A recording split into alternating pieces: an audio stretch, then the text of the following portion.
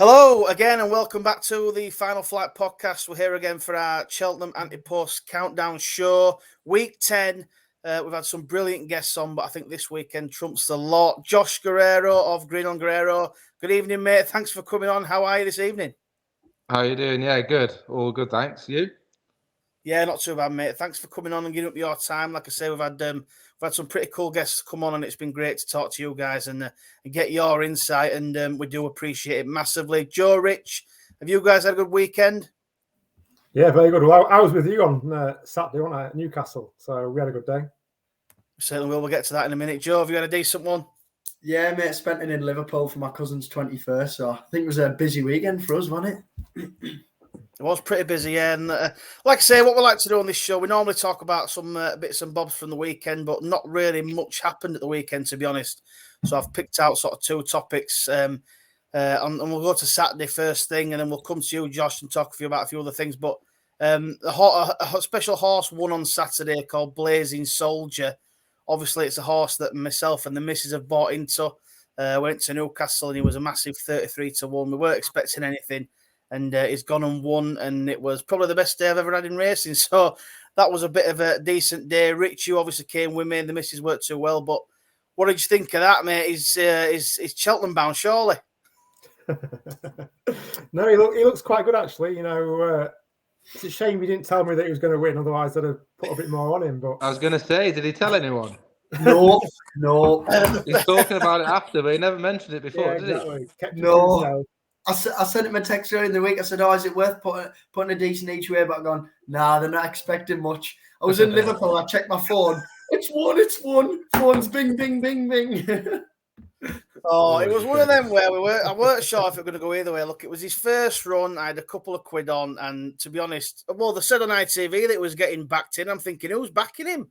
I wasn't too sure where the money was coming Was your from. missus at home, James? I was giving her a text to get it back now, quick, get it back now. How did you end up with him? You what, sorry? How did you end up buying into him? He was real cheap, wasn't he, at the sales? It was, yeah. I mean, me and the missus have wanted to get into it for a long time. So obviously we went down the syndicate route, and I put like a bit of a call out on Twitter, really, just sort of saying anybody know anybody decent. And the guys at Racing to Profit Syndicate, they got in contact with me, and I spoke to them a little bit. And I just sort of said, look, we want one where, you know, it's easily accessible. You know, we're from up north, so we kind of want one that's maybe going to be campaigned around here and easily to get to. And he's gone to Mark Walford's, which is about 20 minutes away from us. So it kind of ticked all the boxes. And even the name kind of hit home a little bit with a few things that we're associated with. I thought it just ticked every single box. So he says, right, I'll dive in with you and let's go from there. And he was supposed to run a couple of times and kept getting called off for the weather. And to go on Saturday to Newcastle and to do what he did, I couldn't believe he did it. So we're kind of just a bit like, wow, what do we do now? You know, the dream's alive. So, like I said, that's what it's all about, isn't it? You just go for it and see what happens. But it was incredible. And just to be in the winning connections, sweet, and getting a bit of free champagne and all that, I thoroughly enjoyed it. So long may it continue. See where it goes next. But I did have a fiver on it at 33-1, and it was a decent little payback. So happy days, and fingers crossed he does well going forward. Sweet. So I'll leave that for Blaze. To be fair, I did mention him on the podcast. I did say, you know, you forgot though. I said GSI, Joe, and I said no, I'm only joking. GSI with a laughing face. I'm only joking. All right, no worries. I didn't know twice before that he got pulled out because the gamble was too heavy. Next time, Joe, you can get on there when he's 4-6. Before it's on next time, we can dive in then, and I'll lay him off. I'll lay him off that day. So yeah, sweet, brilliant. Can't wait for his next run. Hopefully in a few weeks' time. So cool. The other thing, Josh, if I could come to you a little bit, we had a couple of conversations us before about these sort of flu jabs that you guys have to give to these horses, and I mean, obviously, we don't really know the full ins and outs of it and how it all works and what. So, could you just sort of talk about the process and do you have to plan around exactly when you do it for targets down the line in the season? Pretty much, yeah. So to be able to run, you have to have a 6 monthly jab. So you have to have a jab every 6 months to be able to run in a race. And obviously, the winter season sort of runs over 7-8 months. So if you don't plan to do it at the right time, then it could scupper your running, because if obviously you give them a flu jab, which is they can be a little bit they can have a bit of a cough for a couple of days afterwards. So you have to plan it that they can have a bit of a quiet time after they've had the flu jab. You can't just give them the flu jab and run them a few days later, obviously. Yeah. So yeah, everyone generally tries to do it around Christmas and New Year because it fits in well with staff having time off and the horses. There's not a lot of racing sort of after that, so it just fits in well. So it's something you have to sort of plan a little bit, and it's difficult sometimes because new horses arrive, and they might have had their last one in November or in September, October, whatever, and you have to plan to then. Sometimes you might have to give it a bit early to then make it last through to the end of the season and stuff. So it's just a thing that a lot of trainers try and do just after Christmas and New Year. So then the first couple of weeks in January, when there's generally not much racing, a lot of it's off because of the weather, and it gives a chance to give staff a bit of a quieter time after the festive period as well. So it's a time that fits in well to give them the flu jab and give them a quiet week. Can I just ask, Josh? So, say for example, you've got a runner this week. I think you've got one on Thursday. I don't think Henry or anything's on, but will you delay that, or will you give them their flu jab early? Yeah, exactly. So some horses would have had it a bit early, and some horses will have it afterwards, for example. So if we've got a couple running this week that maybe couldn't have it this week because they're running, we'll give it to them straight after the run, and then they can have a couple of quiet weeks after that. But generally, we've only got probably 7, 8, 9, 10 that are running in the next couple of weeks, so we can sort of adjust those ones just because the races fell in this week that we had to run them. Do you have to keep those separate to the ones that have had the jabs? Can they capture? No, not really. No, the vets say that it doesn't really make a lot of difference to them, and it's not like you give them a flu jab and then it's contagious to the rest. They almost say you can kick on, but we have found when you're doing the whole yard, you do hear the odd cough for a week afterwards going around the yard. But I think a healthy horse, that if it hasn't had the flu jab, it's not going to catch a cough off the one next door because that's had a flu jab, for example. It's designed to not affect them, really. Yeah, I know. Fantastic. Oh, go on.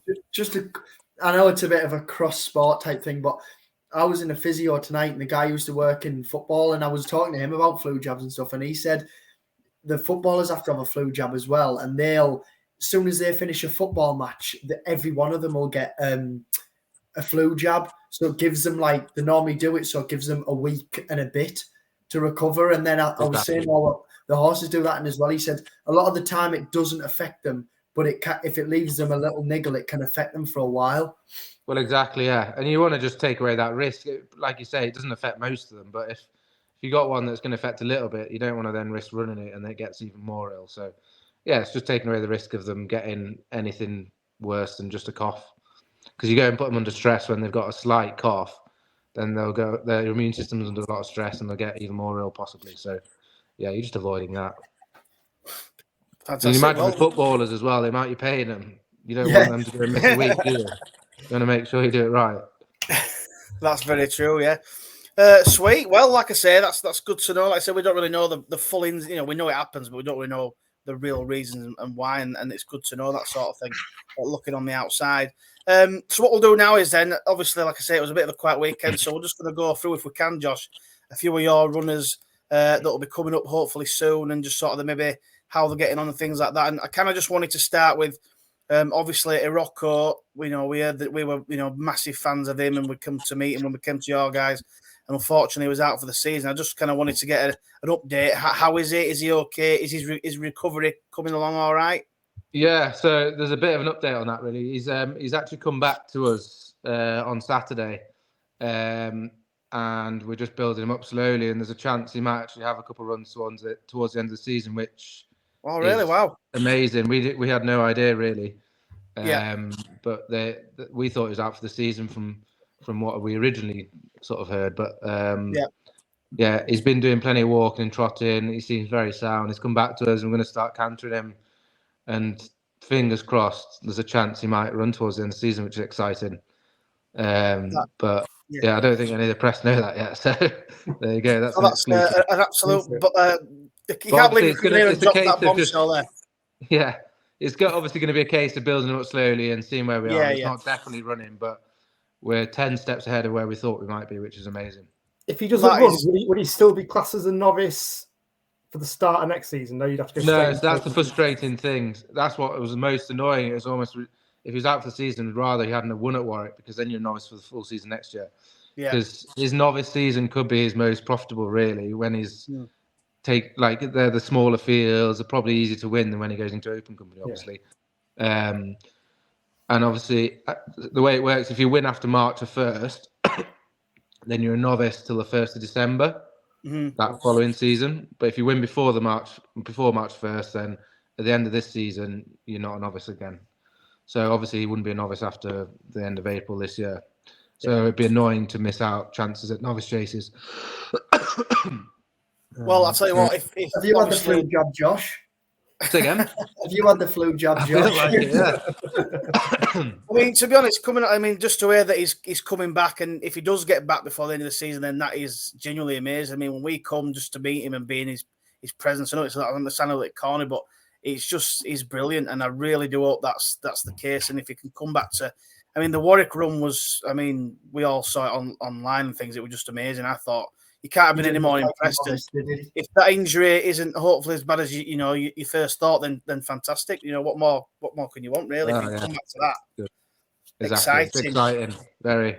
Hopefully, and whatever happens, he's going to be fine for next season, 100%. It's not like it's just one of those annoying things that just took him out for a couple of.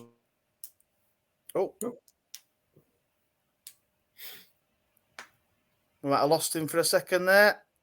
No problem. Well, to be fair, I'm buzzing with that news. I mean, obviously, like I say, if that, Rocco's coming back, I mean, is he back? Yeah, sorry. I got you now. No be back. Just like with Greg Nicol, come on, he were in some basement in his house, I think. No, we were just saying there, it's brilliant. I mean, I know it's no consolation, but he did not look like a novice at Warwick. But yeah, it would be a nightmare to miss out on that. But fingers crossed we see him anyway. Oh, he's gone again. Oh, there we are. Yeah, fingers crossed for Rocco, Josh. Fantastic news. So the next one then, I'll do another one, then I'll let the lads go around. But there's obviously a massive, massive favourite of ours that we've sort of followed in, and it's making headway. You mentioned him when we come to you guys as well. You know, we think he's performed exceptionally well. Joe, you were there at Carlisle, weren't you, for his debut? You know, we were so taken by that, and the way you were even there at Haydock, weren't you, when he performed really well in that? You know, I mean, we couldn't understand the drift that day on him, and he pushed that favourite all the way to the line, and again on his last run, he's still staying on. I mean, what are your thoughts on him going forward, Josh? Hang on, we've got no sound, Josh. We've got no sound. Hang on.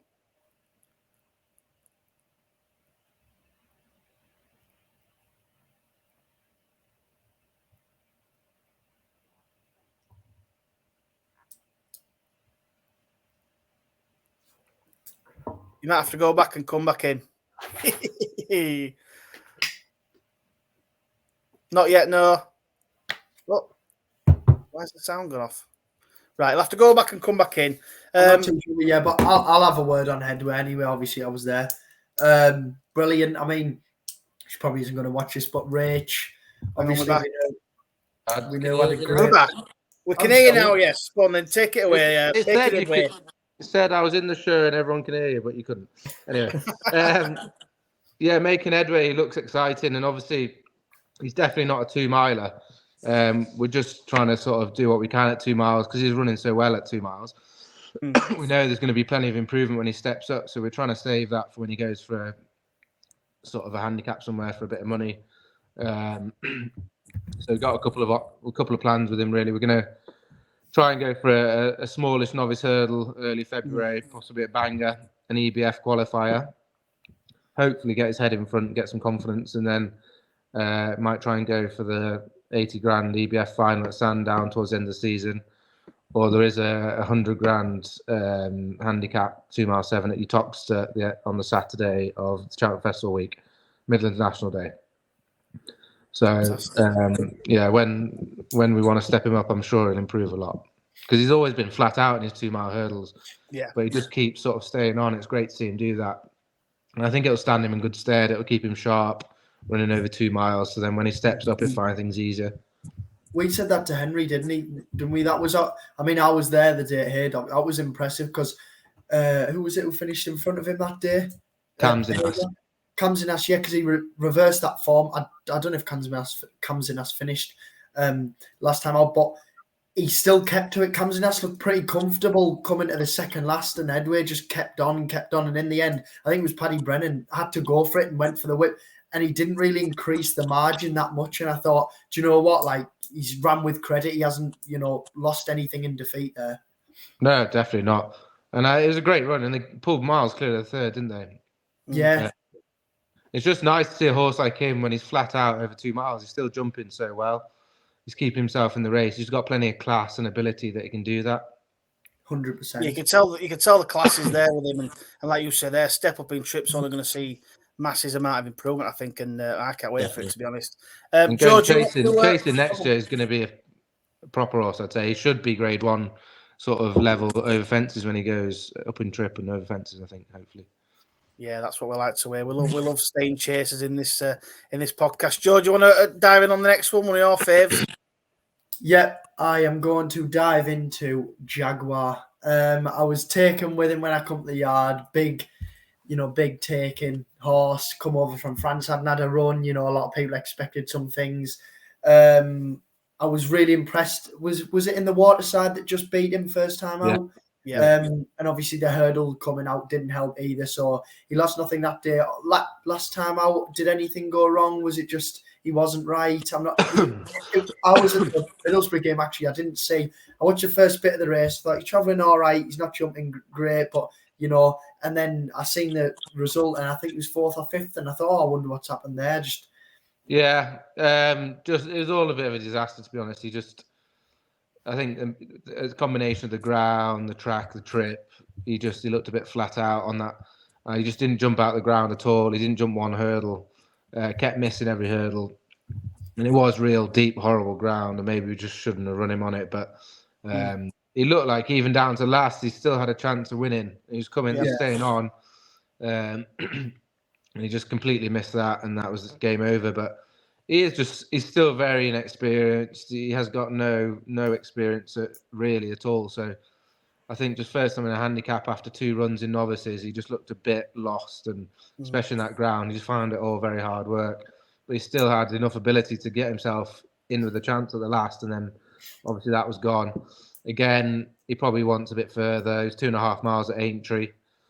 He travels through the race really nicely, so I think we'll probably just step him back up next time. Yeah.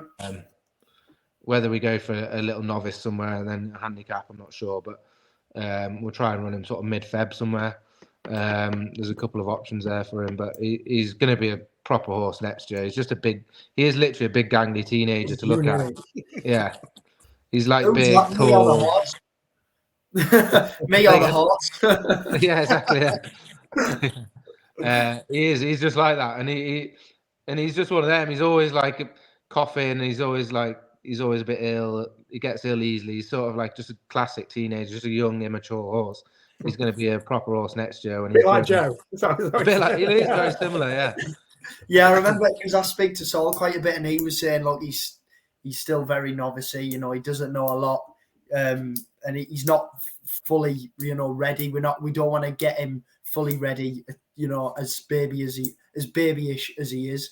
But I just wanted to make sure that there was sort of nothing, wrong. Or he's come out the race all right, and absolutely fine. Yeah, there's nothing wrong with him at all. He's he'll be back. It was all a disaster last time. And it happens, doesn't it, with horses sometimes. I think that first run in the Waterside, Nichols was talking about that as one of his best novices. So, and he obviously that day they were clear of the rest, and he went and disappointed next time, but he just looked a bit flat in the Waterside. So yeah. I think they're probably still 2 very good horses that just haven't quite gone to plan the second time they've run. Yeah, it's a bit easy to get carried away sometimes with these younger horses. We forget how young they are, and they have got a lot of learning to do. And fingers crossed, he can do that. I'll jump in one if I can, and then you can go, Rich. We obviously had. I had a bit of a. I'm going to mention it again. I keep mentioning it, but I had a charity treble land a few weeks back before Christmas. Good effort. And we managed to raise a lot of money in our charity bets, and one of the main ones in that was White Rhino. obviously getting up and winning. How is he come out the race? A really nice horse we like to follow. Is he going anywhere soon? So plan with him to go to Huntingdon on the 25th of Jan for a Potemps qualifier race. So he has to finish in the first 4 to qualify for the Potemps at Cheltenham. Yep. So that's the main plan, and if that comes off, brilliant. If not, there's a 100 grand 2 mile 7 race I was talking about with making headway at Etoxter on the Saturday at the end of Cheltenham, which is unbelievable prize money. It's going to be a hell of a lot less competitive than Cheltenham, you'd think, for the same money. So that's probably his second option, but we're trying to get him qualified for Temps. He obviously likes Cheltenham. Mm-hmm. He's very progressive, as you've seen. So why not? Well, I'll try and have a go at that and see how we go on.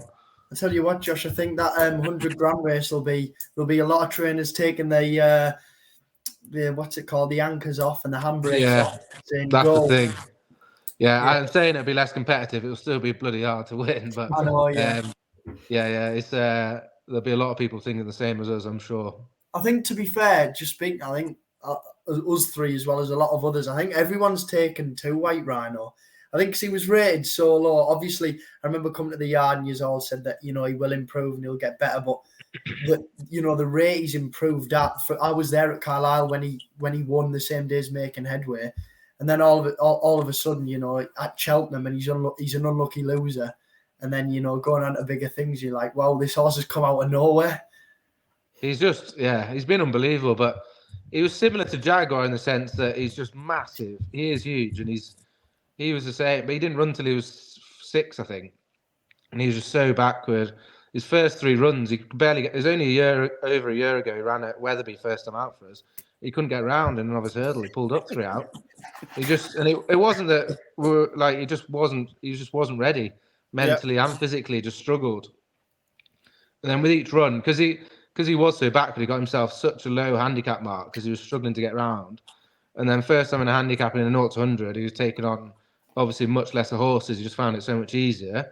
Won first time, and then obviously got his confidence as he's improved. And it's just all come together, and he just keeps on improving. He's really well bred, and he's massive, and he just had all the scope to keep improving like he has. So, do you think he'll be a better chaser then? You'd think so, definitely, yeah. Yeah. He's built to be a chaser. He's bred to be a chaser. He's going to be a proper staying 3 mile plus chaser, yeah. That is fantastic. I can't wait for that. Like I say, you got to enjoy these ones when they're going over hurdles and things like that. But once they step up over fences, it's what it's all about. Rich, have you got a couple you want to mention? Then I'll keep swinging around. We've got a little bit of a list. I won't try and won't grill you too much, Josh. But go on, Rich. One for me. It's one we mentioned to Henry. Gamester's Guy. He won Utoxter, I think, first time out in heavy. And then I think he managed 3rd or 4th next time out with a penalty. I thought that was a good run over 2. Exactly, yeah. Aintree was 3rd. He's going to be a proper smashing up staying chaser in 2 years' time. He's just really straightforward. He gallops, he stays, he goes to soft ground, and he jumps really, really well as well. Henry actually worked him at Bangor on D the morning after racing. With a load of horses, like we had Jesky or White Rhino, a load of them in front, and he was right up behind them. And Henry came back with a big smile on his face and said, "This will definitely win a bumper." And we don't really run that many horses in bumpers because we just find there's such hard races to win. And you don't really gain a lot by finishing 3rd or 4th in a bumper. So we always feel you might as well get on and learn your trade over hurdles. But he's one we did run over on the flat in the bumper. And he didn't surprise us, but he put in a real good performance first time out in that ground. He was real tough, real straight. Didn't he? Just kept slogging and slogging. I was expecting, normally first time out you see the heads going up and they're looking because they weren't together, whether they were split, I believe, watching it. And, he just kept going and going, and I was thinking that is so impressive, Exactly. For him to do that on his own on the other side and still battle on to win. He just got the right mentality to be a racehorse. He just wants to do it. He's real tough and he's real genuine, but he could be really nice going over hurdles and fences. Would you keep him over the flat this season and look to do novice hurdling? Definitely. Yeah. There's this time he if he's going to be a nice horse, you go and lose your novice tag now. It just sort of limits you next season. Yeah. It's so hard for them the following season. So he might have one more run in the spring in a bumper somewhere. But yeah, that'll be it. Probably just one more run somewhere. But I thought his entry performance was very good. Like you say, he had £7 than most of them, more than most of them, and just stayed on. Staying at the Sort end, of, so like you say, exactly. Should be perfect. Yeah. So no, he should Fantastic. be I'm gonna jump in with one then. There's a horse that run quite recently. That a couple of guys actually deserted him, but I stuck with him post chase. And I obviously backed him the last day, and he's since been awarded the race due to the first that day getting disqualified. What are your thoughts on him? Much that though. Sorry? Doesn't help you much that though, does it? No, it didn't help me at all one bit. Yeah. I was sat there with no money, but at least he got the race. I thought he deserved the race on the day. When it come out, he'd gone well over the rules, and it was the first ever disqualification. Actually, I thought, no, sod's law, it's my luck with the one I've backed. But what are your thoughts on him? I know he come back in trip for that race, I believe, and he just seemed to just not get in front. Is he looking like he's going to go in again soon? Do you think? Yeah. So he's declared on Wednesday. Oh, hang on. You there? Craig's going, I believe. Yeah, go on. You're still there. Yeah. I say he's declared on Wednesday in a hurdle race, so he'll be running off a much lower mark. I think he's £8-9 lower over hurdles. But yeah, he's more than capable of winning off his mark again. He's one of those. He'll win off his level, at his level every season. He'll win a couple. He's just tough. He stays. But I think he should go very well on Wednesday. 18 runners at Doncaster isn't ideal, but it doesn't look the strongest race. And he's pretty straightforward, so he should cope with it. And he's off a decent mark over hurdles. So yeah, he seems in good form and should be going close. Happy days, fingers crossed. I'll be having a couple of quid on there to hopefully repay me for the last time where he thoroughly deserved the win. But another one that I'll quickly mention, I'll let the lads mention the last few. When we come to your stable, you gave us a little bit of a dark horse. But I will obviously come out, and he did get the win. A run, not the last run, the run before that, though, really impressive over fences. What are your thoughts on his last run, and where do you see him going next? Yeah, so he's just a bit of a frustrating horse now. Really, he gets he ties up, which is this muscle cramping, which he really suffers with, and obviously can just make him a bit inconsistent, which is frustrating because he's got loads of ability, and the way he won at Wetherby for some of the fences just showed that he's probably still quite well handicapped, but he's just annoyingly not one you can really rely on for betting purposes. Yeah. But he plans to go to Tox on the 27th of this month for an obviously handicap chase there over 3 mile 2. He stays forever, and like I say, is well handicapped, and he seems to sort of put a good one in and then a not so good one in and a good one. So next time's maybe the time to back him. Fingers crossed then, yeah. Like I said, that chasing debut, I thought it was really impressive. Henry got him in a great position. And he just looked, what I quite liked is obviously he just come out of his hand. Every time he was asked, he gave him a good jump. I think you can't go wrong with horses like that, can you? They kind of know the job professional. They're not afraid to go for it. Do you know what I mean? Yeah, exactly. He's got the right mentality to do it, and he wants to do it. Like I say, it's just frustrating. He suffers with this muscle problem that sort of creeps up on him now and again. We have to train him on different feed to the rest. Well, we've started him on a different. We did it last season. And then the start of this season, he seemed fine on the same feed as all the rest of them. And then since Aintree this time, he's struggled a bit. So we've had to change his feed, and he's now on a different feed to the rest of them, which is like a different source of energy, which helps with cramp. So fingers crossed, he should be right now. Just have to get the old massage oil out before on the morning of the race. Exactly, yeah. He gets the magnetic rug, he gets the lot. So fantastic. Go on then, George. You want to dive in on the next one? I've got a few left, and then there's one I'd like to mention later on to finish us off. Go on. I think you've had 9 of the 12 in the list, mate. I don't think there's any left. No, one I really did like, and she sort of reminds me of White Rhino, is Wind to the Lightning. The sort of progressive type, also ran at Cheltenham last time against Nurse Susan. It was obviously very, very well handicapped. But yeah, I just think she's improving. She seems to love her racing. I thought she was very unlucky at Cheltenham, after the last getting squeezed and then had to switch. But yeah, just to see how she is and, is she progressing? Will she be out anytime soon? I know we've seen her in December time. Yeah, exactly. I think at Cheltenham, she almost got there too soon, didn't she? She got up the inside and got a clear run, which then meant she was in front probably sooner than you'd like. But it was a very competitive race. She ran a blinder. Again, she's one to go. A little bit of race riding from your mate Harry there, I think. Definitely, yeah. He tried to do his best, didn't he? Yeah, I did text him about that actually. How he was on here not so long ago, wasn't he? Yeah, he was. Yeah, he did come on. Yeah, he said it was a perfect ride. He said. Yeah, I bet he did. But yeah, again, we want to go over fences with her. She's going to be a lovely staying chaser, like a lot of them are. But we just don't want to go and lose a novice title yet. I think we're probably the owner does a bit of breeding, so he'd like to get some listed black type into her. So we're going to aim for Warwick on the 10th of February. There's a listed mares race there that if she could be placed in that, obviously it gets us some black type, which is what the owner wants. And then might just look at that April mares meeting at Cheltenham again that she was third at.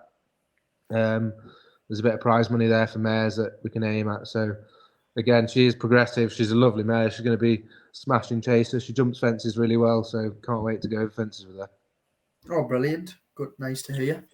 Yeah, lovely. Rich, do you want to? There's another mare in there that you'd like to mention. I think, Rich, isn't there? There's two. So I'll not mention her yet.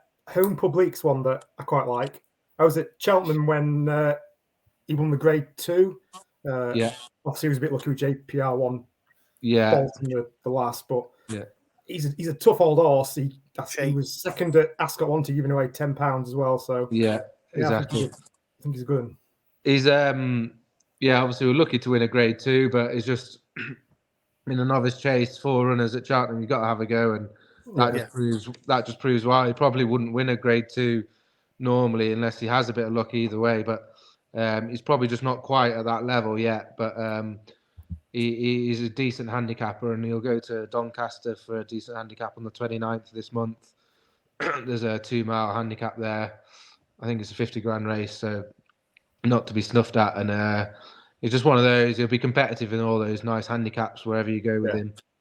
He's just not quite top level, but like I say, we had to go once and it went our way. So you just got to try. You don't get here. So exactly. Sometimes you got to be in it, and you got to jump to win. So that's the name of the game, isn't it?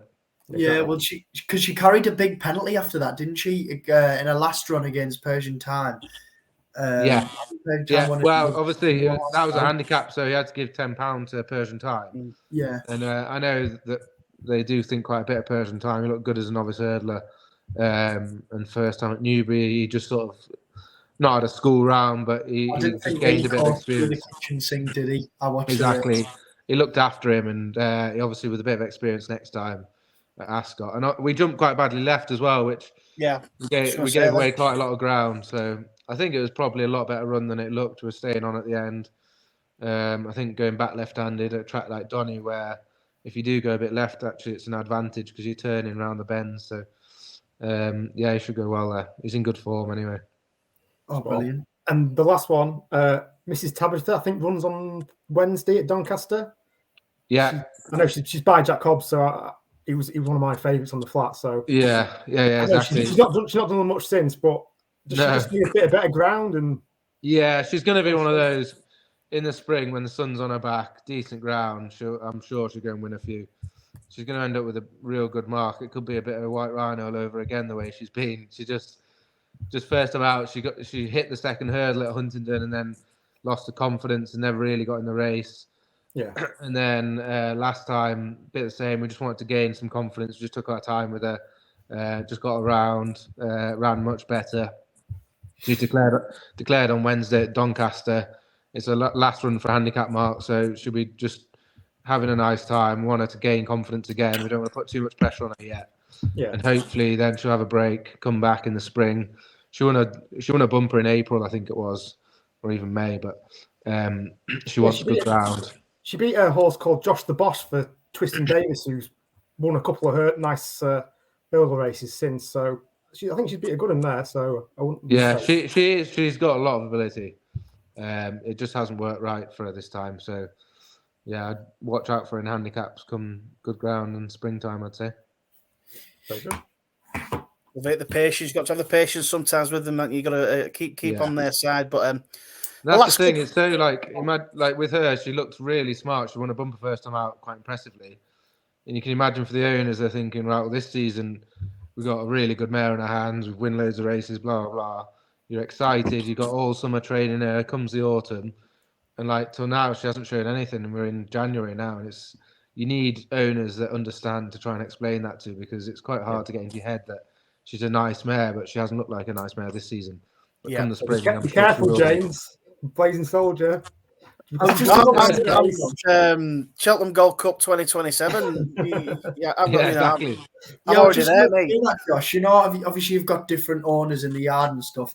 Do you sometimes feel as though like a different trainers, more demanding than others in terms of like we want to run there, or some like you just do it all type of thing? Or yeah, it's completely. I mean, most of them are very good. They just leave you to it and they understand. And but obviously, there's people that are new into it that don't really understand, and you have to explain it all to them. And also, you can imagine for an owner, you've booked a day off to go racing at Cheltenham on Saturday, and or on Friday, whatever, if you're working, and you've got all your friends and family going there. You've booked the hotel for the evening, but your horse is entered at Cheltenham or Southwell on the Thursday the day before, and Southwell looks a really winnable race, and I'm trying to convince them to run at Southwell on the Thursday, and you can just because I think it'll win, but at Cheltenham I don't think we've got any chance. It's just that's the hard part, and we understand, and that's what happens to me in all quite a lot. Hang on. He'll be back in a second, I think. So the owner's cutting him off. Oh, he's gone. We'll give it. He's been cut off by one of the owners. Well, when he comes back, obviously we'll finish that conversation. Then we've got a couple more to go through, and then we will move on to the next half of the show, which will obviously be our Cheltenham Festival picks. Well, just before he loads back in, right? I know for a fact James is going to mention "Let's Go, Joe." Hang on, we'll mention it in a minute, Joe. Carry on, Joe. It's all right, Josh. Don't worry. Carry on, mate. Yeah. So what were we talking about? You thought one of the owners had cut you off. Yeah. Listening in. But yeah, that's where it happens for me and all. Obviously, he's liaising with the owners all the time, whereas I'm doing the race planning and doing the horses. So we don't fall out, but that's where we always have a bit of discussion that he's got an owner telling him he wants to go here because he's having a day out, and I'm desperately trying to convince him to tell him, look, we need to go here. I think we'll win. And it becomes a bit difficult sometimes, but you've got to sort of see it from everyone's point of view a bit, because I can understand an owner's paying a lot of money to have a horse in training. If they want to have a day out, then they're entitled to that. Fantastic. Well, the last couple then we're going to mention them. There was a horse that I saw at Weatherby when I bumped into you guys, Finlock. I feel like he might be another one of those that you're sort of waiting for a step up in trip. He looks a nice type coming through from the points. Yeah, exactly. Yeah, we thought a lot of him, to be honest. He's done everything right at home. He just hasn't really enjoyed that soft ground that much. So his wind hasn't been great either. So he's running Wednesday and he's going for a wind operation next week. And he'll be wide in handicaps on decent ground in the spring. I'm sure he'll win plenty. Fantastic. And the last one I was going to mention, obviously, the horse that I will mention, his form from the point to points is absolutely insane. Like this form is incredible. But it's a horse called Let's Go Joe, who was third in a point with Blazing Soldier just in behind him, although I think he was about 20 lengths behind. But what are your thoughts on him? He obviously won quite well the other day. I can't remember if he's run since, but Let's Go Joe. What are your thoughts on him? He come fourth, didn't he? He come fourth, I think. Yeah, the other day he's too keen. They went no gallop and he was just stuck in behind a couple. Just wasted so much energy pulling Toby's arms out. Still ran well and obviously had a penalty, giving away weight to the rest. And I do always think it's very hard for a horse when they win first time out. Next time they're going with a penalty and no experience, it's very hard for them to give away that weight when they don't really have the experience to get themselves through the race as sort of efficiently as possible, which is exactly what he did. He was there, he's a bit excited, he pulled too hard, and then he found that giving away the weight just all told too much. So, but his horse, he's got plenty of ability. We do like him. He's going to be a chaser in the making. He jumps brilliant. And like I said, I think the other day would have stood him in good stead, that experience, and he should win another novice before the end of the season for sure. And like you say, a massive form boost there on Saturday with Blazing Soldier winning and kicking that form. But like you say, then I think he's going to be the same. He'll probably go after under a penalty, and they do find it tough, don't they? Second time out, giving away, £7 plus or whatever they have to give away. But fingers crossed he'll come on for that run and go and win another novice to finish the season off. Anything else you lads would like to add before I move on then? Yeah, I was just going to say that's brought me the biggest embarrassment, the horse Let's Go Joe, I've ever seen, because I'm sure I said to my mum, there was a favourite called Electric Jet, and I says, back that. And she says, there's a horse called Let's Go Joe running. I says, I haven't really looked at the race, mum. I says, just have a go on that anyway. Let's Go Joe won. And obviously we just been to the yard as well. And I come back, she went, that name rings a bell, Joe. Didn't you go there? And I was like, oh no. No, we tend to just back your horses blind now, Josh. So as long as you keep them going all right, we'll be happy. I think we're profits so happy days. The other thing I was going to mention then is I don't know if you've maybe got one or two horses that maybe we haven't mentioned that you'd maybe just like to say are going to be running in the next few weeks or the lead up to Cheltenham. Anything you might want to mention? To follow. Say again. Give us a tasty one to maybe get behind next time out. Oh, God. Put me on the spot now. Well, we've got a few new ones, to be honest. We've got a couple of real nice ones. One looks like it could be very, very well handicapped. It's called Grass's Jet. He'll be running in a month's time-ish. And then we've had a horse come last week from Noel Feely Syndicate called Malfoy Manor. Yeah. And paid £100 from him from Cheltenham. And I know that before he ran in his point-to-point, his vibes were really he had a real big reputation from his yard in Ireland. They thought he could be a graded horse. So he got beat in his point-to-point and they're really disappointed. But there's reasons why they think. And he looks an absolute monster. So he'll run in a bumper in the spring somewhere before having a full season of his hurdling next year.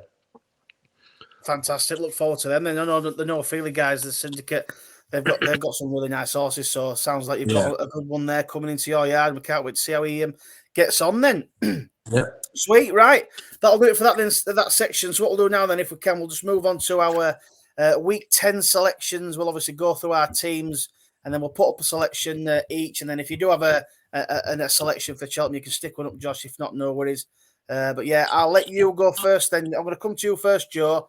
And I'll stick your team up for you. Rich has kindly done the graphic to update your prices, so I'll let you fly through these. Joe, this is your team so far. Off you go, mate. So, week 1 stage stars, obviously disappointing last time out, was about 3s, but I still have the confidence.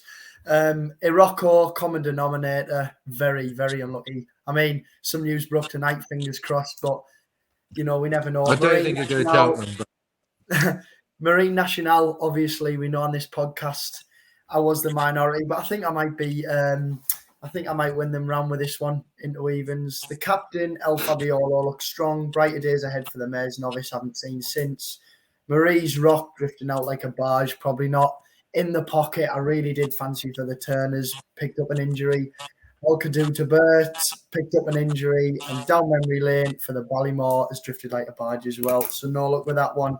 I'm taking a plunge into the Mares Hurdle this week, and I'm going to go for Ashrow Diamond.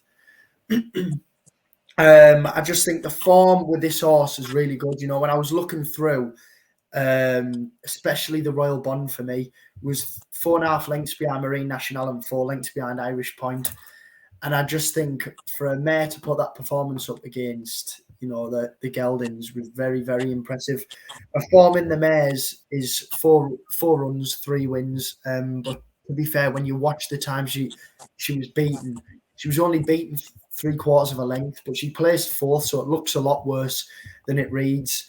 She's a 7-year-old, so she's got a lot more experience than Lossy Mouth. Sometimes you do worry about them, coming in to open company.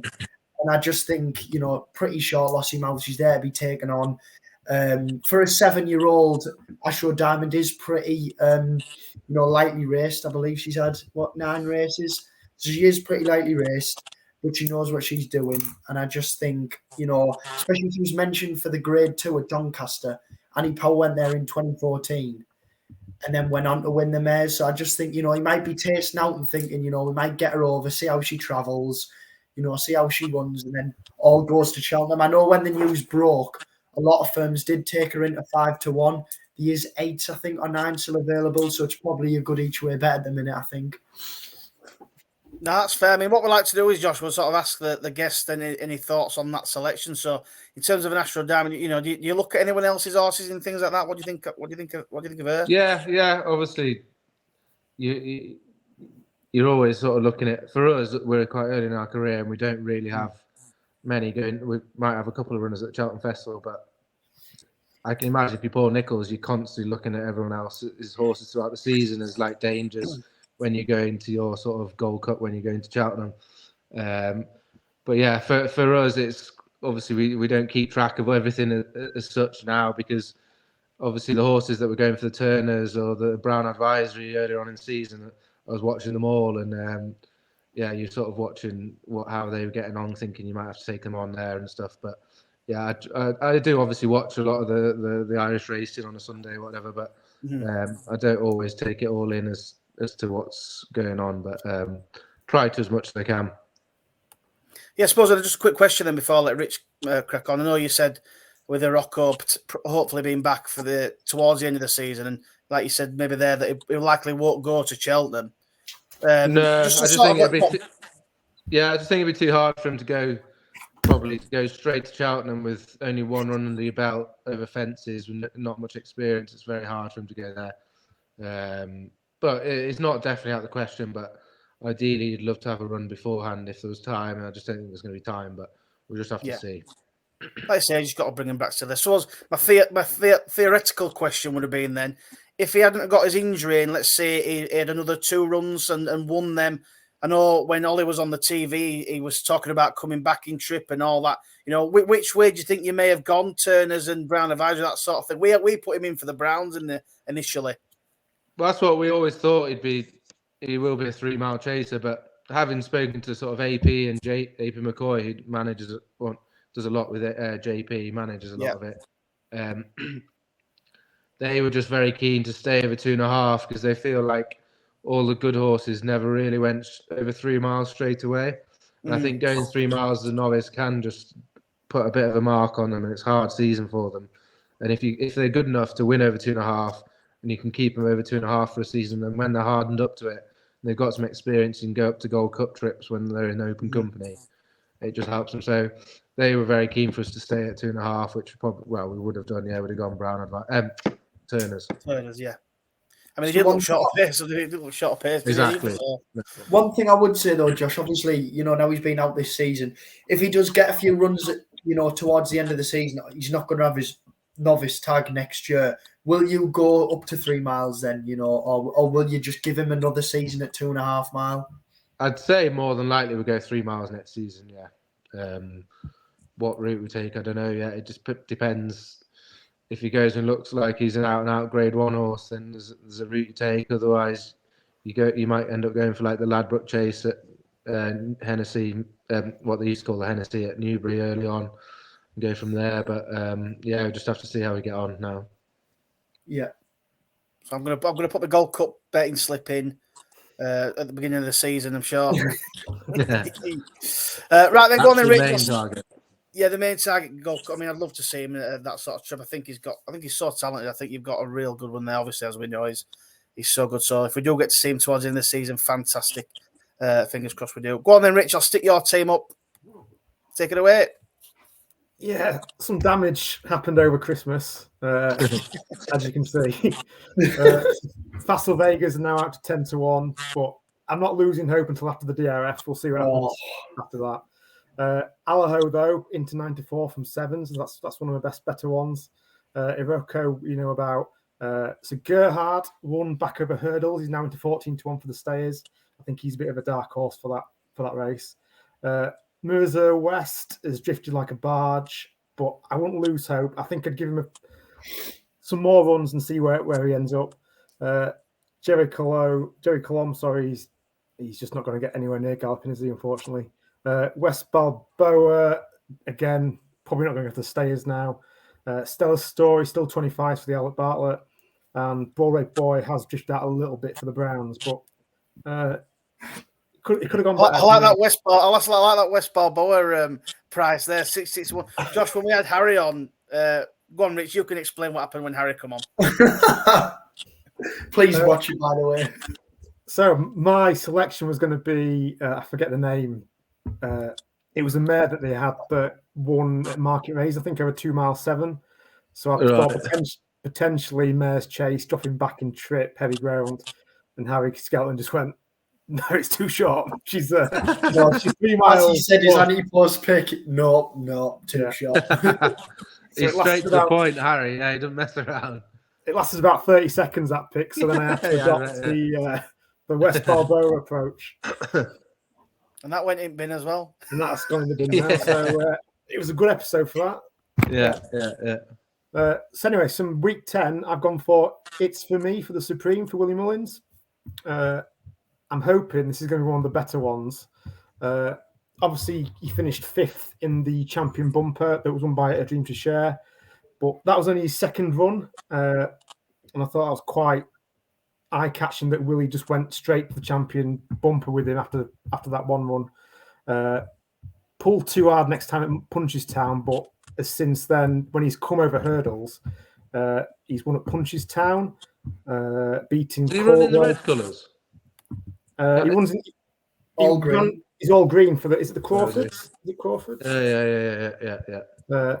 He beat Caldwell Porter on his hurdle debut. Potter, sorry. It was then gone and won twice since over hurdles over 2 miles. So he's fourth in ranked. Yeah, Caldwell Potter's more than impressive, I think. Battered them, didn't he, in Ireland? He also ties in with James's pick for the Ballymore. You've got Atlantique, haven't you, James? Definitely just behind him as well. So I think the form's pretty strong.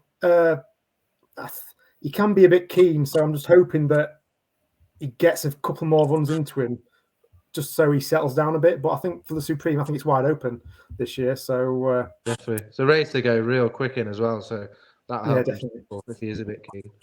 I think a 10-1 each way sort of price. I think he'll be top 3.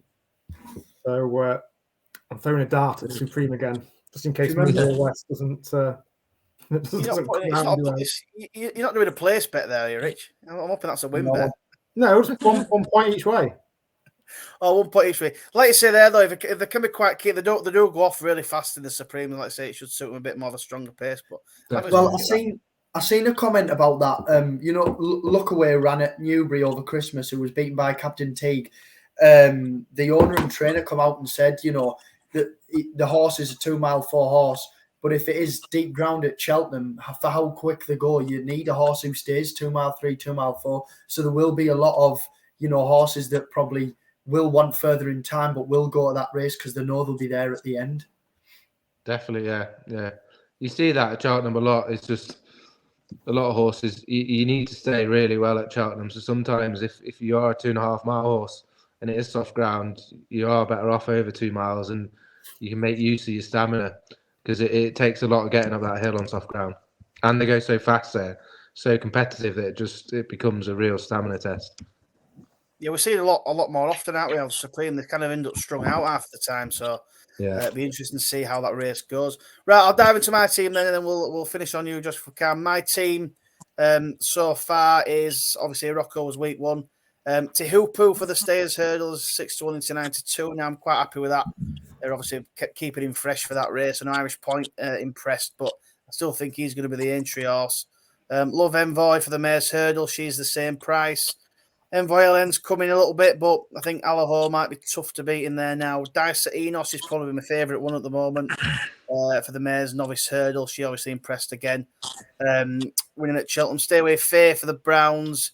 Another one I really like was my second pick for the Browns. Il Atlantique, the Ballymore, hopeful winner. Lawless and Ace obviously been rearranged to Friday. We'll see how he gets on against Firefox and the rest. Shanna Bob won really well the week after I put him up for the Albert Bartlett. I think he's a proper stayer. I know we've said it already on this show, like a proper staying chaser in the making, but fingers crossed he can do a bit of damage in the Albert Bartlett. And I obviously put Will Mount up week 9 for the Supreme, and then he disappointed in the I forgot the name of it now. The race, the 2 mile 4 race, Tolworth. Yeah, sorry, the Cello. Yeah. I thought there were excuses there. The ground did go pretty heavy, and it was quite taxing. I think he did quite a lot wrong early on. I think I won't be giving up on him if he goes back to 2 mile on better ground, but we shall see. He's obviously up to double figure prices, but fingers crossed he can still go pretty well.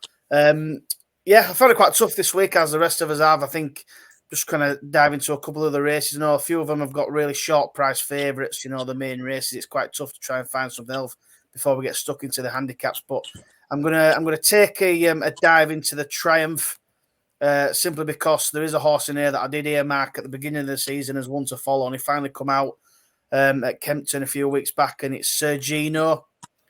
He's obviously into 6-1 now. I know there's Burnett Road in there and a couple of the Irish, and it does always open up as you get closer to it, does the Triumph. But I'm gonna stick with this one for the Donnellys. He's obviously gone to Nicky Henderson. He won a race over in France. I think it's called I've got it right here, the Pre-Wild Monarch listed hurdle at a toy. And there's been some really nice horses come out of there. State Man's running it, Gaelic Warriors running it. You normally get a couple of good horses come from it. And I think this guy is going to be just that. And when he come out at Kempton, and I thought, Nico gave him a good ride. I thought he made a few little errors, little sort of juvenile errors, as you could say. And he got the last pretty wrong as well. But he's definitely got the engine then.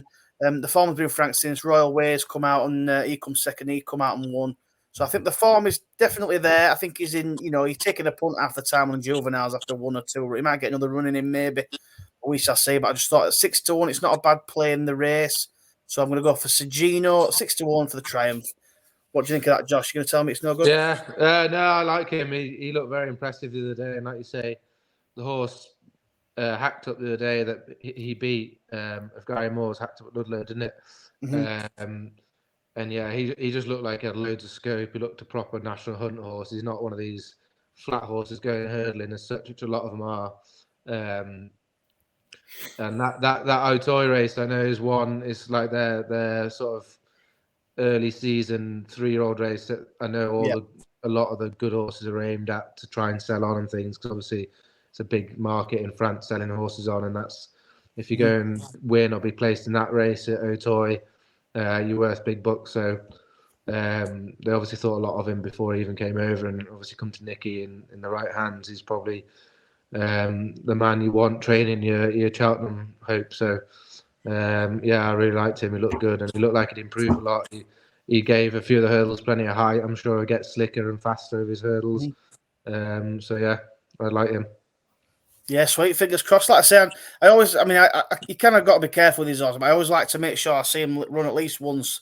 I'm not like Rich, who puts Mirazar West in without seeing him run, and then he obviously out. So I try and make sure we at least see one run. But I think I was impressed, and it's a wide open race, so I'll go for him. So then, Josh, have you thought of one that you might want to as a bit of a throw dart at it? Nothing that inspirational, but I think Stay Away Faye for the Brown Advisory. Yeah. He loves a stiff finish. He loves an uphill finish. Sandown, Exeter, both really hard finishes or really stiff. You just know that is a grueling race. You need to stay very well. And I haven't seen a horse enjoy the tough more than him. As soon as it gets tough in a race is when he starts to get going. And it's just that last furlong he takes off. And obviously we know he likes to track. And Nichols, he trains all his horses to improve throughout the season for those big targets in the spring. So the fact he's doing what he is, I'm sure he'll just keep getting better. The horse he beat at Sandown is a decent horse. So I just love the way he finishes his races, which is exactly what you need for that Brown Advisory at Cheltenham. It's a bit of soft ground. It'll be grueling at the end, and he'll be one of the few that'll be there. Fantastic. I love that. Like I say, I'm on him as well. A decent price, so fingers crossed he can go and win that race. I know you've got Broadway Boy in there, Rich, so it should be a nice battle, and I can't wait for it. Right, that's it, guys. So obviously, sorry. Oh, go on, Joe. Any other questions for Josh before we let him go? Yeah, we're not finished there. So I would like to say, obviously, we've seen 2 horses over Christmas, and we ask every guest this question, and I've been sort of hammered all the way throughout the season. We asked the question for Seal Vega or Marine Nationale for the Arkle. Who do you fancy, Josh? That's right, I think. Yeah. So Josh joins the club. Last year we had the same, and I was in the Marine camp. And this year we had the same, and I was a bit, I wouldn't say disregarded, but I thought I was in the minority until we see Marine over Christmas. I like to call him the Machine. He was good, wasn't he? Yeah. Very good. Yeah, he's only achieved what Fasal's achieved over fences. Exactly. We're not giving up on Fasal Vega, but it was a shame to see him bomb out. But hopefully, he comes back at the DRF and redeems himself. Yeah. Right, so I mean, I'm happy for that. Like I said, Josh, thank you so much for coming on and giving us your time. Honestly, we really do appreciate it, and I hope you've had a good time as well. Yeah, it's been great. Yeah, thanks for having me on. And hopefully we can come and visit you guys again very soon because, like we said, we were so taken by your operation, and we only wish you that as much success as possible. And again, if we see a Rocco before the end of the season, that's even better. So fingers crossed you can get a few more runs into him. We are obviously back live on Thursday night for the next preview. We're hopefully going to have some more guests on as we go throughout the season. Like I say, we've had a real blast so far with the show, and it's been great to have you guys on there. So, like I say, thank you very much for coming, lads. You want to add anything else before we finish? Yeah, brilliant. Thanks for coming on, Josh. You know, we've had a few jockeys on now, but our first trainer, and I would arguably say our best. So yeah, absolutely buzzing. Yeah, I'm buzzing. Thanks for coming on. Yeah, cheers. Yeah, just thanks again for giving your time up. You know, letting us come to your yard and then joining us on here. It's just been just fantastic, pretty much. Yeah. Yeah, good. You're welcome to come down whenever you like, lads, and have a spin round, have a look again. So yeah, we'll see you around. If not, I'm sure at the races somewhere. I'll be there in the morning, Josh. I'll be there. I'll find you on the ride. I think I might be a bit heavy to have a little spin round the schooling ground. You'll have to muck out. I'll leave that to professional. I'll do some mucking out. That'll do me, no problem. Yeah, I'll make teas. It's all right. Yeah, perfect. I will have about 8 stone ringing wet. I think the wind would take me off faster than the horse. Oh, fantastic. Well, guys, thank you very much for a really good show. I've really enjoyed it. And like I say, we'll see you on Thursday night, and then we're back next Monday for the next Cheltenham show. But hope you've all enjoyed it. Like and subscribe to the channel as always. Follow us on the Twitter X's, and we're on Spotify and all that. So, and hopefully we can carry on bringing you a good show. And thank you very much for listening, and we'll see you all next time. Thank you and goodbye. Cheers, Josh. See ya. Thank you. Bye. Bye.